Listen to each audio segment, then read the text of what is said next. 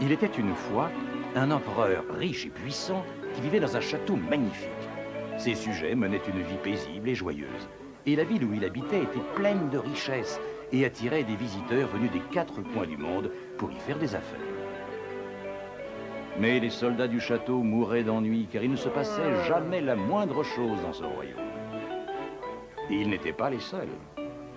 Les ministres chargés des affaires importantes de la ville ne savaient plus quoi faire pour passer le temps et s'ennuyaient terriblement. Pourquoi nous sommes-nous réunis aujourd'hui? Il semble que nous devions nous réunir pour étudier les mesures à prendre en cas de guerre. Non, nous devions étudier les mesures nécessaires en cas de mauvaise récolte, c'est bien ça. En êtes-vous sûr, messieurs? De toute façon, ça n'a aucune importance. Nous connaîtrons le but de cette réunion dès que l'empereur sera là.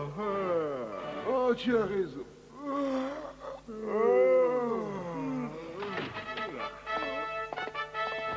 Sire, vous voilà enfin. Oh, pardonnez-moi d'avoir bâillé en votre présence, Majesté. Bien, quelles sont donc les mesures à prendre en cas de guerre? Je ne voudrais pas embêter mes collègues, mais il me semble qu'aujourd'hui nous devions parler de... Non, nous y voilà. Il faudrait peut-être parler de... Allez-vous cesser ces bavardages? Vous n'avez pas remarqué? J'ai un nouveau costume. Oh, Majesté. Oh, vous avez un nouvel habit. Non, enfin, une parole sensée. Certes, il est absolument magnifique. Et j'ajoute qu'il vous va ravir. Je savais qu'il vous plairait. L'empereur de ce pays nourrissait une passion sans borne pour les beaux vêtements. Il aimait les habits luxueux, les tenues extravagantes et les costumes de toutes sortes. Et son plus grand plaisir était de se changer à toute heure du jour. C'est l'heure du changement de costume de l'empereur. Dépêchons-nous. L'empereur avait une garde-robe immense et il possédait des tenues pour chaque moment de la journée. Mais cela ne lui suffisait pas. Il ne cessait de commander de nouveaux costumes et les couturières de la cour avaient bien du mal à satisfaire ses caprices. Tu crois vraiment que le dernier habit de l'empereur serait plus beau que tous les autres? Tu verras, c'est une vraie merveille. Je suis sûr qu'il n'en existe pas de semblable dans le monde entier. Même le ministre de l'Habillement l'a dit. Oh, mais il faut que j'aille porter la nouvelle pour que tout le monde le sache. Tu es sûr? Et qu'a-t-il donc de si spécial? Tu peux me faire confiance. Même le ministre de l'Habillement l'a dit. Tu ne vas tout de même pas mettre sa parole en doute, j'espère. Et puis, tu sais bien que notre empereur accorde une grande importance à son image. Oh oui, l'empereur est l'homme le plus élégant du monde. Ça, tu peux le dire. Personne ne possède une garde-robe aussi riche que la tienne. Je voudrais tant le voir avec son nouvel habit. Oh, moi aussi. Vous savez bien que c'est lui qui décidera du moment opportun. Alors, nous n'attendrons pas longtemps. Oh, c'est vrai. Bonjour, messieurs. Excusez-nous. Mais d'où sortez-vous donc? Nous sommes deux humbles tisserands. Oui, c'est cela. Ça alors, vous êtes des tisserands? Oh, vous savez faire des étoffes et des costumes? Et j'ajoute que nous sommes les meilleurs tisserands du monde. Les meilleurs? Vous exagérez. Nous aimerions confectionner un costume tout à fait original pour votre empereur. Nous avons beaucoup entendu parler de lui. Croyez-vous qu'il acceptera de nous donner une audience? Oh mais bien sûr, il suffit de se rendre au château et de tout expliquer aux gardes. Il ne fait jamais aucune difficulté lorsqu'il s'agit des tisserands. Il suffit de parler aux gardes. Mais oui, le garde ira porter le message aux fonctionnaires. Les fonctionnaires le transmettront aux ministres, les ministres informeront Sa Majesté, c'est aussi simple que cela. En effet, c'est très clair. Vite, allons-y. Merci beaucoup, Au messieurs. revoir. Attendez un instant. Alors, c'est vrai, vous êtes vraiment les meilleurs tisserands du monde? Oui, c'est bien ça. Et quel genre de costume allez-vous faire pour notre empereur bien-aimé? Je meurs d'envie de le savoir. En êtes-vous sûr? Oh oui, nous voulons toujours tout savoir de ce qui peut arriver à notre empereur, n'est-ce pas, mes amis? Oui, c'est vrai. Vive notre empereur! Vive notre empereur! Eh bien, voilà. Oui. Il s'agit d'un costume très spécial, invisible aux imbéciles ou aux incapables. Qu'avez-vous dit?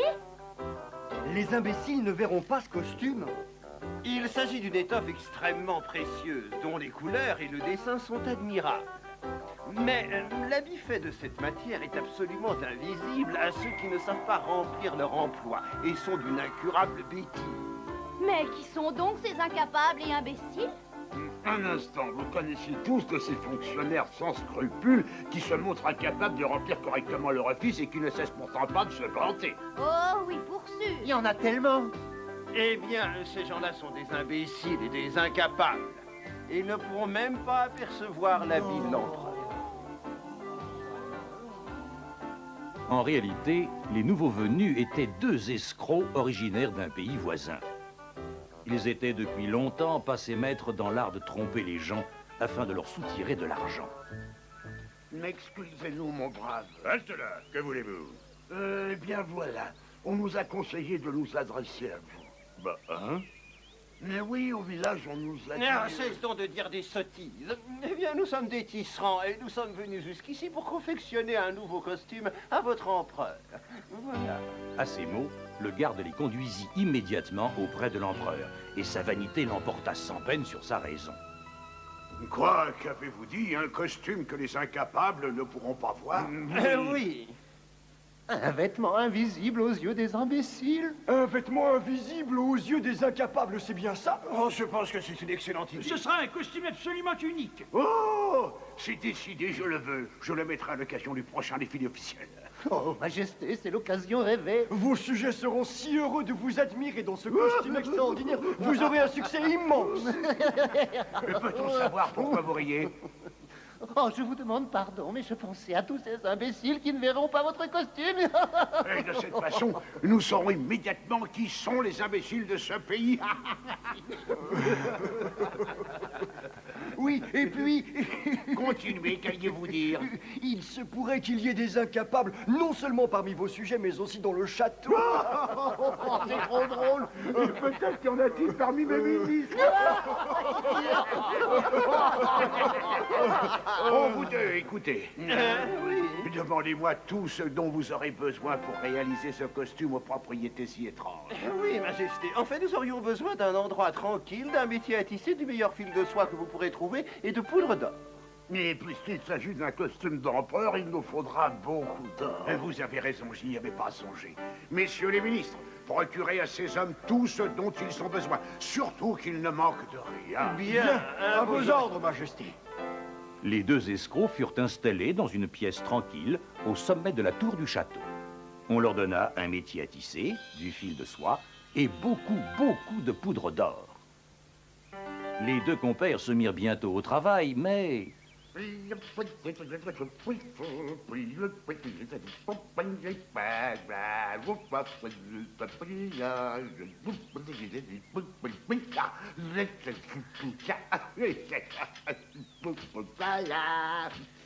Et remplissons les sacs de fil de soie et de poudre d'or.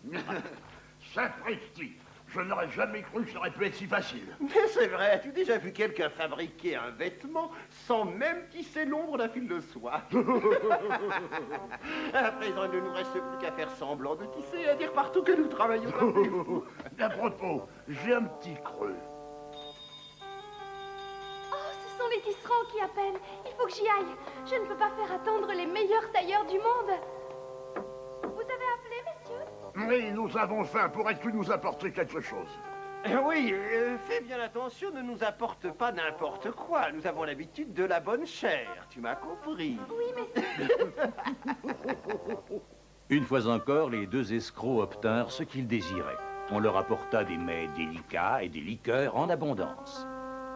Ils passaient leur journée à paresser dans cette splendide pièce baignée par le soleil. Incapable de soupçonner la moindre supercherie, l'empereur était impatient de porter ce costume hors du commun. Fantastique, un costume que les imbéciles ne pourront pas voir. Je parie qu'il m'ira comme un grand géante. Alors, est-ce qu'ils ont fini le fameux costume pour notre empereur? Je ne crois pas. Il doit être très difficile à tisser. Il faudra encore du temps pour l'achever. Mais tu crois qu'il sera prêt pour le jour du défilé? Je suis prêt à le parier. Oh, que j'ai hâte de le voir. J'espère que ce jour viendra vite. Mais il se pourrait bien que tu ne le vois pas. Quoi? J'ai entendu dire que les imbéciles ne pourront pas le voir. Tiens, dis donc, comment oses-tu? Serais-tu en train d'insinuer que je suis idiote? Oh, je disais ça pour rire. Oh, c'est mal. Mais imagine que je ne vois pas le costume de l'empereur. Tu te rends compte? Je ne supporterai jamais de devenir la risée de toute la ville.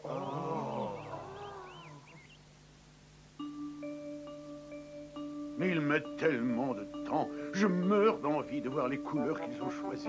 Ah, c'est long d'attendre. Bon, cela me rend terriblement nerveux. Me voici, Majesté. Vous m'avez fait appeler. Hein?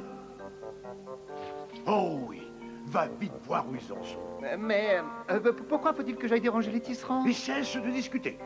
Va donc voir les couleurs et les étoffes qu'ils ont choisies et viens m'en rendre compte, tu es le seul en qui j'ai confiance. Ah oui, Majesté, comme vous voudrez.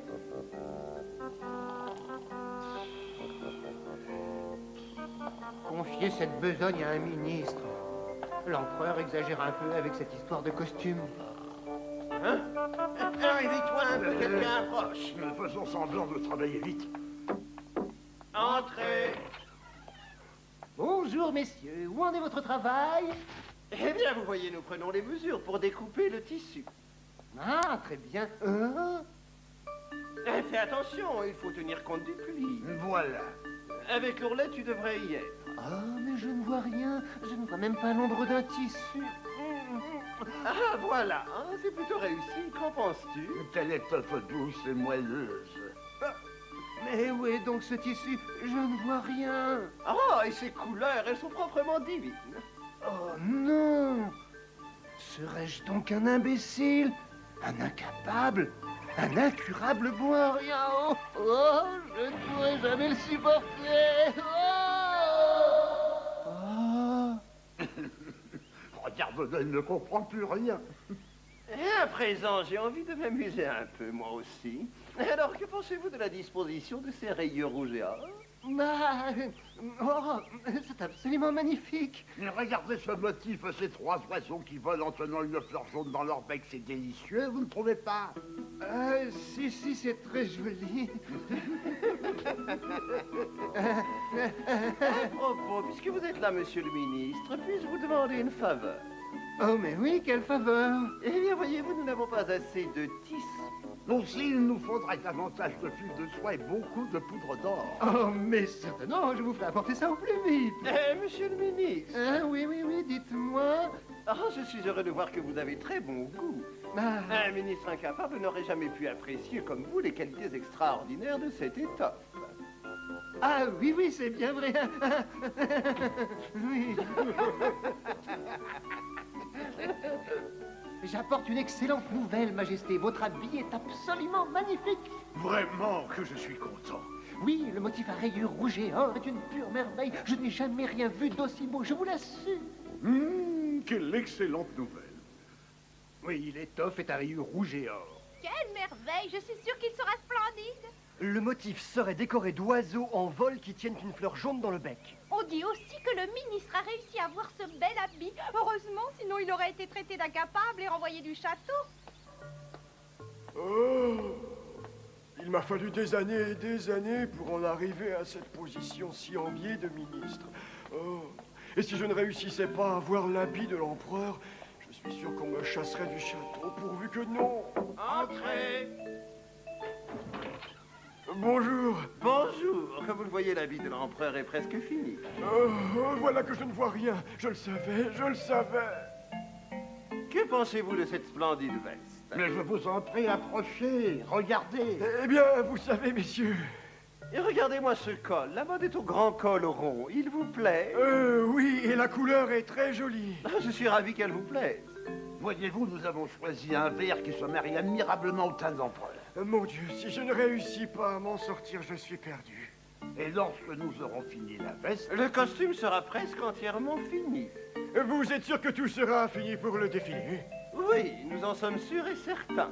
Tant mieux, je vais tout de suite en informer l'empereur. Merci, monsieur. Ouf, je me sens un peu mieux. Heureusement, je vais pouvoir dire quelque chose à l'empereur. Oui, mais en réalité, je n'ai rien vu du tout. Ah, pauvre de moi, je suis un imbécile et à présent, je vais être aussi un menteur.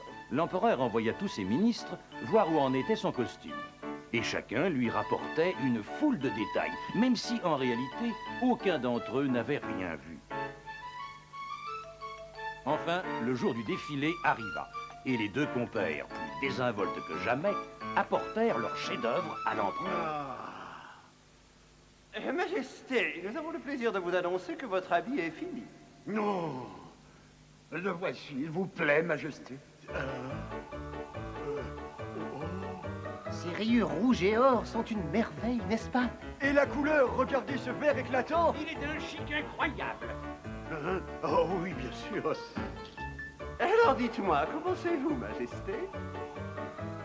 Oh, c'est une vraie splendeur. Eh bien, il ne vous reste plus qu'à le mettre. Regardez cette chemise de soie blanche comme neige, Majesté. Mais où est-il? Est-il possible que je sois le seul idiot à ne rien voir de cet habit? Je vous en prie, Majesté, changez-vous. Si vous le permettez, nous aimerions vous aider. Oh, vous voulez m'aider à m'habiller? Oui, vous avez raison, c'est mieux ainsi. Le défilé va bientôt commencer, Majesté. Oui, je le sais. Je ne peux pas faire autrement que faire semblant de voir l'habit que je porte. Sinon, mon peuple va penser que son empereur est un sot et un incapable. Parfait, il vous va ravir. Non, Majesté, vous vous trompez, d'autres mains. Oui, bien sûr, quel étourdi je suis. C'est cette main-là. C'est ça. Et puis après, celle-ci. Après tout, c'est lui l'empereur. Il est normal qu'il voie le costume. Et pouvons-nous continuer, Majesté? Hein? Quelle main voulez-vous à présent? Non, Majesté, il s'agit du pantalon à présent. Oh, bien sûr, je plaisantais. C'est parfait.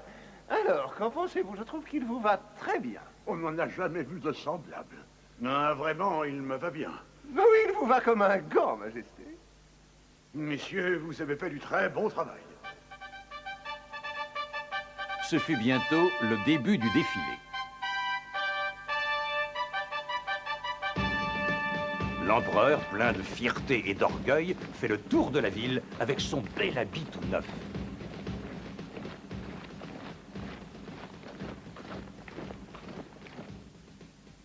À propos, où donc étaient passés les deux escrocs?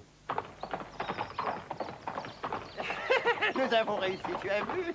Oui, et nous avons à présent un sac plein de poudre d'or et de fils de soie.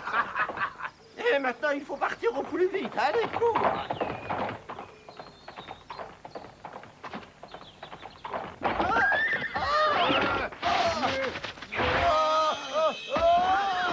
Nous avons échappé. Oh, nous sommes sauvés, mais le sac est tombé avec toute la soie et l'or. Oh non, c'est pas vrai. Non.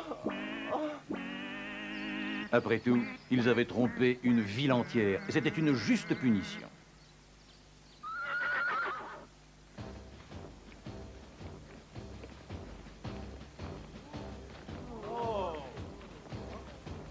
Ce n'est pas possible. Je ne vois rien. Le garde du château m'a dit que l'ensemble est à rayures rouges et or. Il vaut mieux faire semblant de le voir. Hé, quel bel habit, n'est-ce pas? Oh oui, jamais de ma vie, je n'avais vu un habit plus beau.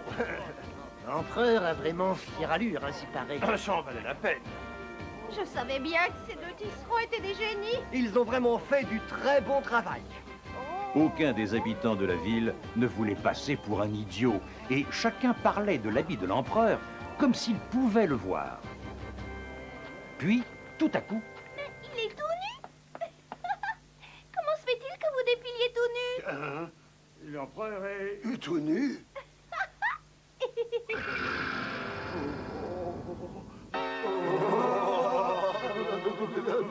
Mais vous n'avez pas froid habillé comme ça, Majesté?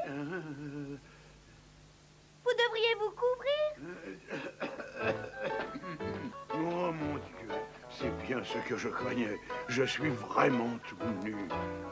L'empereur est tout nu. Eh oui, il est réellement tout nu. Il est tout nu. L'empereur est tout nu. Oh, Je vais mourir de honte. Il arrive parfois que les adultes ne soient guère raisonnables. Même s'ils ne voient rien, ils affirment pourtant avoir vu quelque chose par crainte de passer pour des idiots. Ils ont souvent peur ou honte de la vérité. Mais s'ils apprenaient à penser par eux-mêmes et à regarder avec leurs propres yeux, tout serait tellement plus simple.